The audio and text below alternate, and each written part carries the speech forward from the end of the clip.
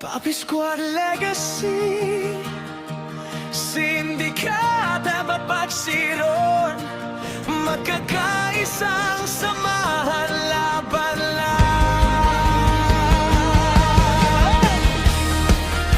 Sa Call of Duty, kilala ang bawat isa.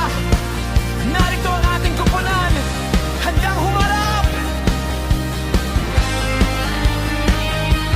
Clanmaster, Kimo at Nix, silang gabay, utak ng estratehiya. Tinitiyak ang kaayusan, hindi pababayaan ng tuwid na landas. Sa mahihirap na laban, sila ang sandigan. Desisyong matibay para sa samahang tinitingala. Kumutulong, pamunuan, laging handang dumamay. Nagpapatibay ng samahan, nagtuturo ng tamang laro. Kapag wala ang mga master, sila ang umaakma. Siguradong maayos ang takbo. Laban ay hindi magugulo. Admin Tokyo, taga-sigurado ng disiplina, taga-bantay ng kaayusan. Admin Gosu, eksperto sa galing, nagtuturo ng tamang galaw at taktika. Admin Scooby, mabilis kumilos, taga-ayos ng mga alitan at sitwasyon. Admin Whoosh, magyaga sa paggabay, taga-suporta sa bawat miyembro. Admin Ginuo, matatag, taga-ingat ng gangangang ating pangalan. Sila ang tulay, sila ang pundasyon. Walang iwanan sa laruman o usapan. Papi Squad Legacy,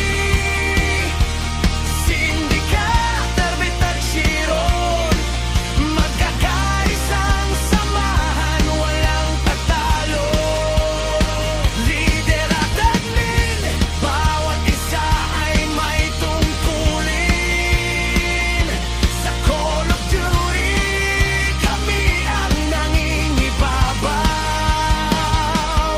Tibay ng samahan, lakas ng pagtutulungan. Papi Squad, magpakailanman. Kimo at Mix, nagpaplano ng tamang posisyon. Rai Pay Aya, sumasabay sa bawat desisyon. Tokyo Gosu, Scooby, Whoosh, Kinuo, kumikilos ng sabay-sabay. Bantay sa likod, atake sa harap, walang bahid ng pag-aalinlangan. Tawanan at isaran, pero kapag laban na, bawat isa'y alam ang gagawin. Papel ay ginagampanan ng tama, hindi lang basta pangalan ng dala. Bawat posisyon ay may halaga. Mula Master Vice hanggang sa admin, isang pamilya, iisang hangarin.